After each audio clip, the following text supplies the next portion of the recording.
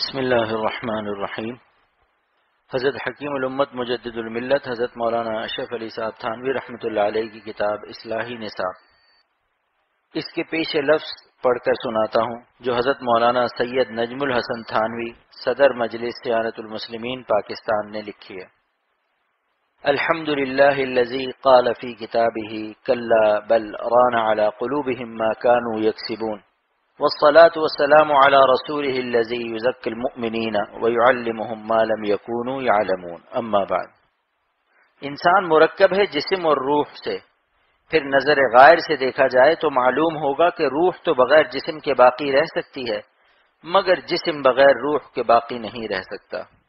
جیسا کہ مشاہدہ ہے کہ دونوں کا رشتہ منقطع ہو جانے کے بعد روح تو عالم برزخ میں موجود اور باقی رہتی ہے، مگر جسم اس دنیا میں گل سڑ کر تباہ ہو جاتا ہے۔ اس سے ظاہر ہے کہ ان دونوں یعنی جسم اور روح میں روح زیادہ قیمتی اور اعلیٰ ہے، اور قاعدہ ہے کہ اعلیٰ چیز کی زیادہ حفاظت،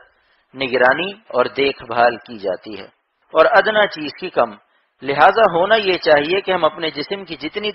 دیکھ بھال اور حفاظت کرتے ہیں روح کی اس سے زیادہ کریں، مگر معاملہ برعکس ہے، یعنی یہ کہ اگر ہمارے جسم میں معمولی سی تکلیف بھی ہو تو ہم بے چین ہو جاتے ہیں، فوراً اس کو دور کرنے کی فکر میں لگ جاتے ہیں۔ اگر کہیں کانٹا چبھ گیا تو فوراً اس کو نکالنے کی فکر کریں گے، خود نہ نکال سکیں گے تو دوسروں سے نکلوانے کی کوشش کریں گے، غرض جب تک اس کو نکال نہ لیں گے چین سے نہ بیٹھیں گے۔ اسی طرح دیگر امراض وغیرہ کا حال ہے، مگر روح کے بارے میں ہم بالکل غافل ہیں اور کبھی خیال بھی نہیں گزرتا کہ روح کی دیکھ بھال کریں کہ اس میں بیماریاں تو پیدا نہیں ہو گئیں جن کے علاج کی ضرورت ہو۔ ممکن ہے کہ کسی کو یہ شبہ ہو کہ چونکہ جسمانی امراض سے تکلیف پہنچتی ہے اس لیے اس کا احساس ہو جاتا ہے اور روحانی بیماریوں سے کوئی تکلیف محسوس نہیں ہوتی، اس لیے اس کی طرف دھیان نہیں جاتا، ورنہ اس کو دفع کرنے کی فکر ہوتی۔ سو جان لینا چاہیے کہ بعض جسمانی بیماریاں بھی ایسی ہیں کہ جن سے بظاہر کوئی تکلیف نہیں ہوتی، مگر واقف حضرات انسان کی صورت دیکھ کر بتا دیتے ہیں کہ تم کو فلاں بیماری لگی ہوئی ہے، جلد علاج کرو۔ مثلا کسی کو تپ دق ہو جائے تو ایک مزمن اور مہلک مرض ہے، لیکن مریض کو اس سے کوئی ظاہری تکلیف محسوس نہیں ہوتی۔ یا کسی کا جگر خراب ہے، اس سے بھی مریض کو بظاہر کوئی درد، دکھن اور تکلیف محسوس نہیں ہوتی، مگر جیسے ہی کوئی ماہر طبیب اس کو مطلع کرتا ہے تو وہ فوراً اپنا چیک اپ کراتا ہے اور اس کے علاج کی فکر دامنگیر ہو جاتی ہے۔ لہذا غور کرنے کا مقام ہے کہ امراض جسمانی میں جب ایک معالج کے کہنے سے یقین آ جاتا ہے اور علاج کی فکر دامنگیر ہو جاتی ہے، جس کا حال یہ ہے کہ وہ کبھی صحیح تشخیص کرتا ہے تو کبھی غلطی بھی کرتا ہے، تو پھر رسول کریم صلی اللہ علیہ وآلہ وسلم جو ایسے سچے اور صادق ہیں کہ ان کے صدق میں شبہ بھی کفر ہے، جن کی شان یہ ہے ما ينطق عن الهوى ان هو الا وحی یوحی، نہیں بولتے اپنی خواہش سے مگر وحی کی جاتی ہے۔ ان کے فرمانے پر کیوں یقین نہیں؟ سن لیجئے کہ وہ فرماتے ہیں الا ان فی الجسد لمضغۃ اذا صلحت صلح الجسد كله واذا فسدت فسد الجسد كله الا وهي القلب۔ آگاہ رہو کہ بے شک جسم میں ایک لوتھڑا ایسا ہے کہ جب وہ درست رہتا ہے تو سارا بدن درست رہتا ہے، جب وہ بگڑ جاتا ہے تو سارا بدن بگڑ جاتا ہے، جان لو کہ وہ قلب ہے۔ اور فرمایا ان اللہ لا ينظر الى اجسامکم ولا الى صورکم ولکن ينظر الى قلوبکم۔ بلا شبہ خدا تعالی نہیں دیکھتے تمہارے جسموں کی طرف اور نہ تمہاری صورتوں کی طرف، ولیکن دیکھتے ہیں تمہارے دلوں کی طرف۔ ایسے ہی اور بے شمار حدیثوں میں نبی کریم صلی اللہ علیہ وآلہ وسلم نے قلب کی اصلاح کی طرف توجہ دلائی اور اس کا تاکیدی حکم فرمایا، کیونکہ اخلاص اور توجہ قلبی کے بغیر تمام اعمال بے جان ہیں اور قبولیت کے درجے کو نہیں پہنچتے۔ جیسے کوئی شخص ظاہر میں تو عبادت مثلا نماز میں مشغول ہے مگر دل میں غفلت چھا رہی ہے کہ یہ تمیز نہیں ہوتی کہ خدا کے سامنے کھڑا ہے یا کوئی اور کام کر رہا ہے، تو ایسے اعمال مقبول نہیں ہوتے، چونکہ قلب انسانی اللہ تعالیٰ کی توجہ کا خاص محل ہے، اور جس طرح طب میں اس کو سلطان البدن ہونے کا درجہ حاصل ہے، اسی طرح روحانی اور باطنی علوم و تشریح میں بھی اس کو ملک الجوارح ہونے کا شرف حاصل ہے۔ لہذا جب تک اس کی حالت درست نہ ہوگی کوئی صورت فلاح اور نجات کی حاصل نہیں ہو سکتی۔ دیکھیے کوئی شخص ظاہر میں مسلمان ہو دل سے نہ ہو تو وہ خدا تعالیٰ کے نزدیک مسلمان نہیں، اسی طرح اگر کوئی ریا اور نمود کے لیے صدقہ، نماز، روزہ وغیرہ کرتا ہے تو وہ کسی درجے میں بھی شمار نہیں۔ ہم لوگوں نے آج کل اس میں بڑی کوتاہی اور غفلت کر رکھی ہے کہ قلب اور روح کی اصلاح سے غافل ہیں۔ گویا یوں سمجھتے ہیں کہ نہ باطنی برائیوں مثلا حسد، کینہ، تکبر، بغض، غصہ وغیرہ کی اصلاح کی ضرورت ہے، اور نہ باطنی خوبیوں مثلا تواضع، بردباری، قناعت، زہد، تقوی وغیرہ کو حاصل کرنے کی ضرورت ہے۔ حالانکہ جیسے ظاہری عبادات اور ان کا علم حاصل کرنا ضروری اور واجب ہے، اسی طرح باطنی برائیوں اور خوبیوں کا علم حاصل کرنا اور ان پر عمل پیرا ہونا بھی واجب ہے۔ اب سوال یہ پیدا ہوتا ہے کہ قلب و باطن کی اصلاح، اس کی خوبیوں اور برائیوں کا علم کیسے حاصل ہو، اور یہ کہ ان امراض کا علاج کیسے کیا جائے جو روح کو لاحق ہے، نیز یہ کہ باطنی خوبیوں کو کیسے حاصل کیا جائے۔ اس کا جواب یہی ہے کہ جیسے جسمانی اور ظاہری بیماری کی تدابیر اور صحت جسمانی کے رموز سے اطباء اور ڈاکٹر حضرات واقف ہوتے ہیں اور بیماری کی حالت میں انہی کی طرف رجوع کیا جاتا ہے، بالکل اسی طرح باطنی بیماریوں کے علاج اور صحت کی پہچان کے لیے بھی اللہ تعالیٰ نے معالجین کا ایک طبقہ پیدا کیا ہے جن کو باطنی امراض اور ان کے علاج کا بھی علم ہے اور تجربہ بھی، لہٰذا اس مقصد کے لیے انہی لوگوں کی طرف رجوع کیا جائے گا اور انہی کی بتائی ہوئی تجاویز و تدابیر پر عمل کیا جائے گا۔ مگر اس سلسلے میں ہر مدعی کی طرف رجوع کرنا درست نہ ہوگا، بلکہ صرف انہی حضرات کی طرف کے جو خود اس دولت سے مالا مال ہیں اور باقاعدہ مستند علم رکھتے ہیں اور عمل کا نمونہ ہے، کیونکہ حکمائے یونان، فلاسفہ اور جوگیوں نے بھی صفائے باطنی اور روح کے اصلاح کرنے کے بڑے بڑے دعوے کیے اور اس مقصد کے لیے بڑے بڑے مجاہدات اور ریاضات تجویز کیے، مگر چونکہ ان کے پاس وحی خداوندی کی روشنی نہ تھی، اس لیے انہوں نے قدم قدم پر ٹھوکریں کھائیں۔ ان کی نظر صرف مجاہدات اور ریاضات پر رہی، ان کو یہ علم نہ تھا کہ یہ جسم و جان، عقل و فکر اور قواعد انسانی ہمارے ملک نہیں بلکہ اللہ تعالیٰ کی دی ہوئی امانت ہے۔ اس لیے اصلاح باطن کے لیے ایسے مجاہدات و ریاضات تجویز کرنا اور ایسے طریقے اختیار کرنا جن سے قوا اور عقل و فہم معطل ہو جائیں درست نہیں۔ وہ لوگ نادانی بلکہ تکبر کی وجہ سے اپنے کو انبیاء کرام علیہم السلام اور ان کی تعلیمات سے مستغنی سمجھتے تھے۔ چنانچہ ایک بار غالباً بقرات جو حضرت موسیٰ علیہ السلام کے زمانے میں تھا نے حضرت موسیٰ علیہ السلام سے کہا کہ اگر آپ میرے ایک سوال کا جواب دے دیں تو میں آپ کو نبی تسلیم کر لوں گا۔ حضرت موسیٰ علیہ السلام نے فرمایا کہ پوچھو۔ اس نے کہا کہ یہ بتائیے کہ اگر حوادث و آفات، تیر اور آسمان کمان بن جائے اور تیر چلانے والا خدا تعالی ہو تو بچنے کی کیا صورت ہے؟ بچنے کی صورت یہ ہے کہ تیر انداز کے پہلو میں کھڑے ہو جاؤ۔ وہ یہ جواب سن کر دنگ رہ گیا اور کہا کہ بے شک آپ نبی ہیں، مگر ہمیں نبی کی ضرورت نہیں کیونکہ ہم بذات خود خدا کو پہچانتے ہیں۔ یہی وجہ ہے کہ اس سلسلے میں ان لوگوں نے بے شمار غلطیاں کی۔ بعد کے فلاسفہ نے اصلاح اخلاق کے باب کو چھیڑا ہی نہیں بلکہ یہ کہا فَإِنَّ شَرِيعَةَ الْمُصْطَفَوِيَّةِ قَدْ تَصَنَّتِ الْوَطَرَ عَنْهَا، کیونکہ شریعت مصطفیہ نے اس کا حق ادا کر دیا ہے۔ گویا اخلاق و اصلاح باطن کو جو تعلیم شریعت نے دی ہے اس کا اعتراف ان لوگوں کو بھی کرنا پڑا جو اپنے علم و فن کے موضوعات میں سے ایک موضوع اصلاح اخلاق کا بھی کہتے ہیں۔ بنا بری اس سلسلے میں ان حضرات ہی کی طرف رجوع کرنا پڑے گا جو انبیاء علیہ السلام کے طریقے پر متمکن ہیں، ان کے علوم و طریق و تعلیم کے وارث ہیں۔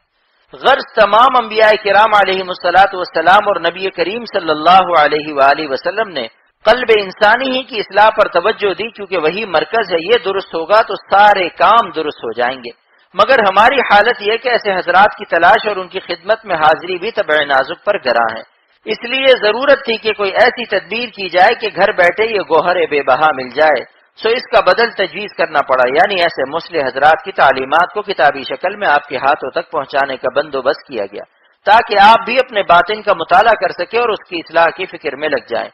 گزشتہ صدی کے مجدد اور حکیم الامت حضرت اقدس مولانا مولوی محمد اشرف علی صاحب تھانوی قدس سرہ کے نام سے کون واقف نہیں، جن کی زندگی کا مقصد ہی اصلاح و تربیت قلوب تھا اور جن کی تعلیم و تربیت سے بفضل تعالی ہزاروں افراد کی اصلاح ہوئی اور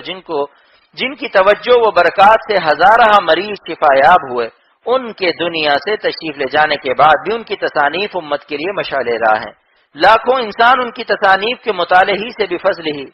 راہیاب ہو گئے اور ان کے باطن کی دنیا بدل گئی۔ عرصہ دراز سے دین کے جو گوشے نظروں سے اجھلتے یا ان پر رسم و رواج کی گرد چڑھ گئی تھی یا جو چیزیں غیر مسلموں کے اختلاط سے مسلمانوں میں دین کے نام سے جڑ پکڑ گئی تھی، یا مغربی تعلیم کی وجہ سے جو الحاد و بے دینی مسلمانوں میں رواج پا رہی تھی، اس کو عین اسلام بتانے کی سازش کی جا رہی تھی، ان سب کا پردہ چاک کیا اور بفضلہ تعالی دین کے ہر شعبے کو خشوع اور زائد سے پاک کر کے دودھ کا دودھ پانی کا پانی الگ کر کے امت کے سامنے رکھ دیا۔ یہ تعلیمات آج ان کی 1000 سے زائد تصانیف میں پھیلی ہوئی ہیں۔ ظاہر ہے کہ ہر شخص ان تمام کتب کا مطالعہ نہیں کر سکتا، اس لیے ان میں سے ایسی تصانیف کا انتخاب کرنا کہ جن کے مطالعے سے بندرجہ بالا مقصد یعنی اصلاح باطن حاصل ہو اور ساتھ ساتھ ان سے استفادہ بھی ہر مسلمان کے لیے آسان ہو، بہت ہی ناگزیر تھا، تاکہ ہر مسلمان کو یہ معلوم ہو سکے کہ زندگی کا وہ طریقہ کیا ہے جو رسول اللہ صلی اللہ علیہ وسلم نے سکھایا اور اس پر عمل کرنے کا کیا طریقہ ہے وغیرہ۔ آج مسلمان قوم جن ناقابل برداشت مسائل سے دوچار ہے، ان کی کیا وجوہ ہے اور یہ کہ ان مسائل سے نجات کی کوئی صورت ہے یا نہیں۔ غور کرنے سے معلوم ہوگا کہ ان مسائل کی جڑ 3 چیزیں ہیں۔ نمبر 1 جہل، نمبر 2 افلاس اور بے اطمینانی و تشویش۔ شریعت مطہرہ میں ان سب کا علاج موجود ہے، چنانچہ شریعت نے جن اعمال کی تعلیم دی ان میں سے بعض ایسے ہیں جن سے جہالت دور ہوتی ہے اور بعض افلاس اور بعض سے پریشانی، اور جب یہ معلوم ہو گیا ان تینوں کا علاج بھی ہو جائے گا۔ چنانچہ حکیم الامت مجدد الملت حضرت تھانوی مولوی محمد اشرف علی صاحب تھانوی قدس سرہ کی تصانیف میں سے ایسی ہی چند تصانیف کو جمع کر کے ان کا لقب اصلاحی نصاب رکھا گیا۔ اس طرح یہ مجموعہ اگرچہ کوئی نئی چیز نہیں مگر اسے موجودہ انداز میں مرتب کر کے پیش کرنے کی سعادت مجلس سیانت المسلمین پاکستان کو حاصل ہوئی۔ اس نصاب کو بڑے بڑے علماء اور بزرگوں نے خوب سراہا اور بہت پسندیدگی نظر سے دیکھا اور مجلس کی سعی کو مسلمانوں کے لیے نہایت مفید قرار دیا۔ اس نصاب میں وہ کتب جمع کی گئیں جن کو مجلس سیانت المسلمین کے بانی یعنی حکیم الامت حضرت مولانا محمد اشرف علی صاحب قدس سرہ خانقاہ امدادیہ تھانہ بھون میں اپنے زیر تربیت ذاکرین و شاغلین کو پڑھنے یا سننے کا حکم فرماتے تھے، جو بلا شبہ تربیت و اصلاح باطن کے لیے ایک مکمل نسخہ اور کیمیا ہے۔ حکیم الاسلام علامہ حضرت مولانا قاری محمد طیب صاحب رحمہ اللہ تعالی نے اس کے بارے میں مندرجہ ذیل الفاظ میں اپنے تاثرات کا اظہار فرمایا ہے۔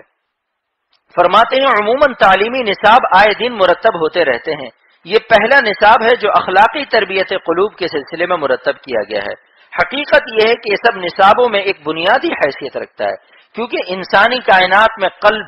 مرکز کائنات ہے، اس کی اصلاح پر پوری انسانی کائنات کی اصلاح و فلاح کا مدار ہے۔ اسی لیے انبیاء کرام علیہم الصلاۃ والسلام نے قلب انسانی ہی کو اپنی اصلاح و تربیت کا موضوع ٹھہرایا ہے۔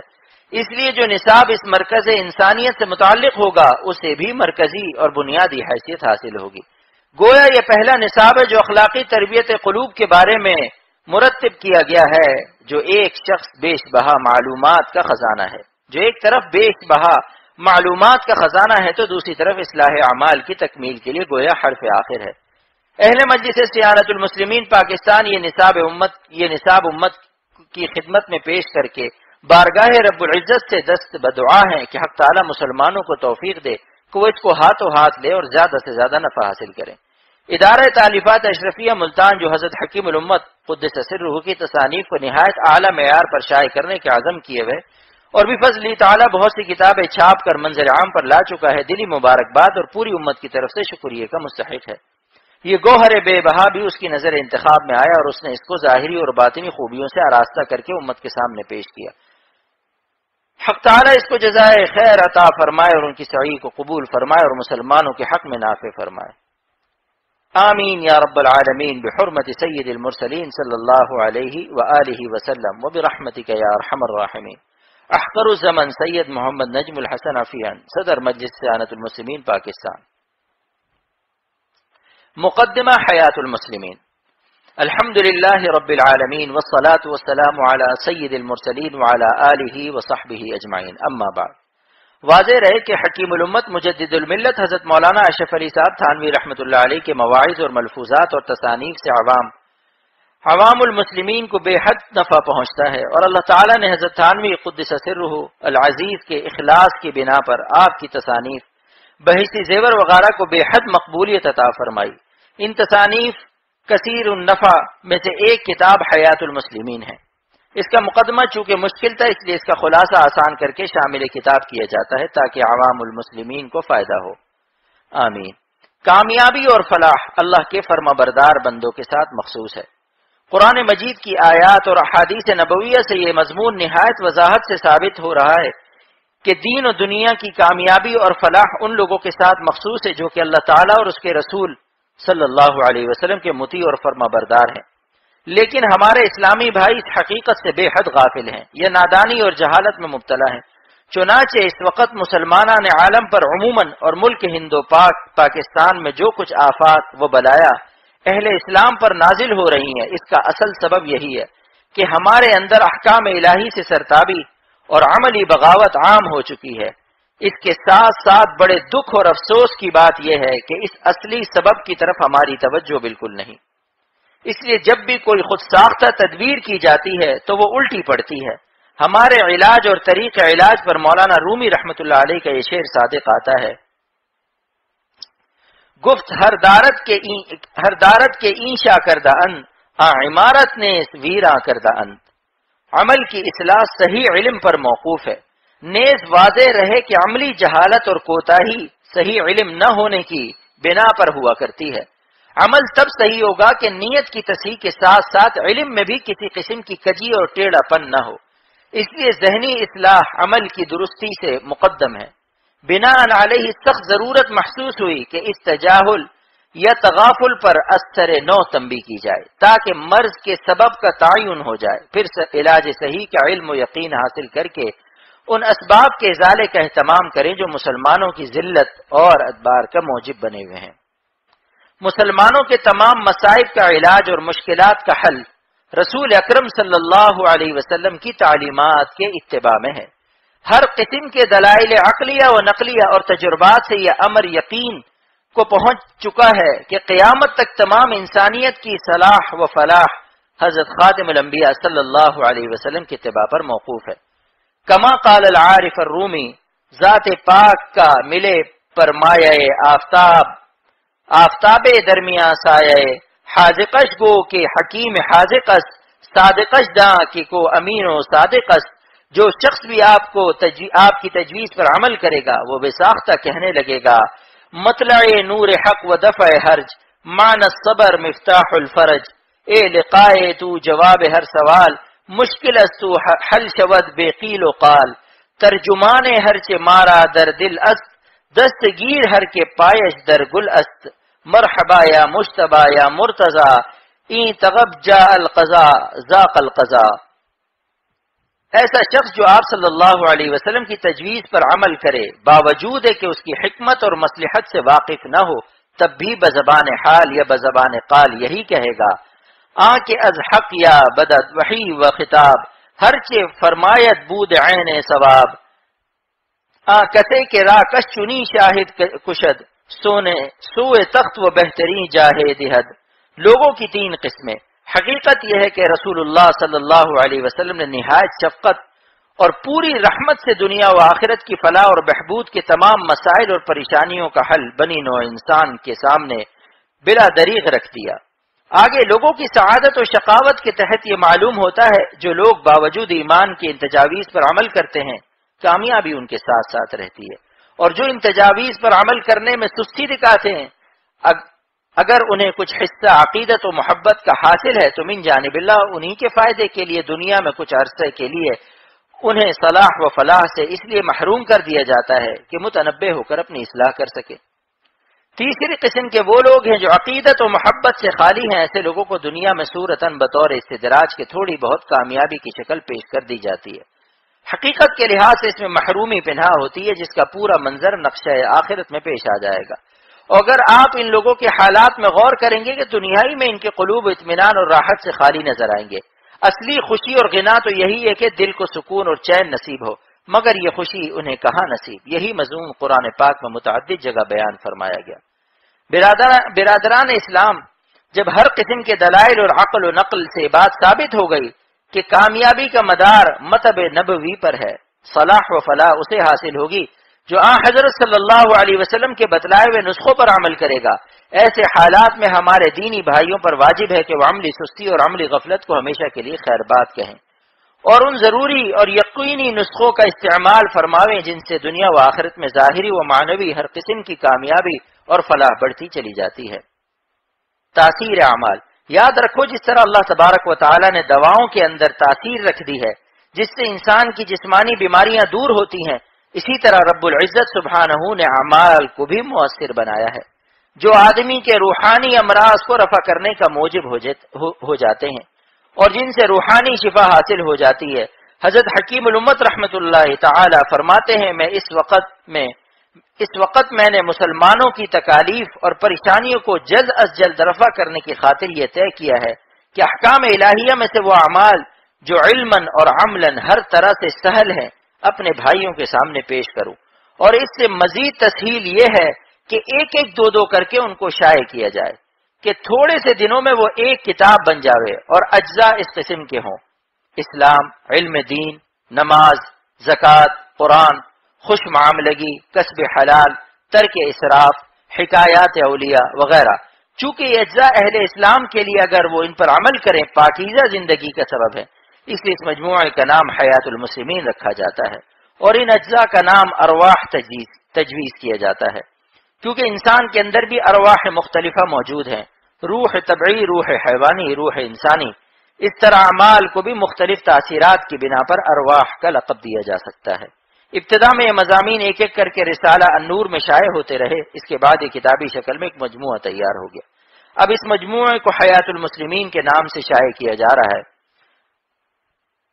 اللہ تعالیٰ اس سے اہل اسلام کو نفع بخشے اور ان کی روحانی اور جسمانی ہر قسم کی بیماریوں کو رفع کرے، آمین۔ یہ مضمون حکیم الامت مولانا اشرف علی صاحب تھانوی رحمۃ اللہ علیہ کا ہے، جسے اس عاجز نے مشکل الفاظ اور اشعار کا ترجمہ کر کے سہل کر دیا۔ واللہ الموفق، احقر العباد عبد اللہ غفر لهم۔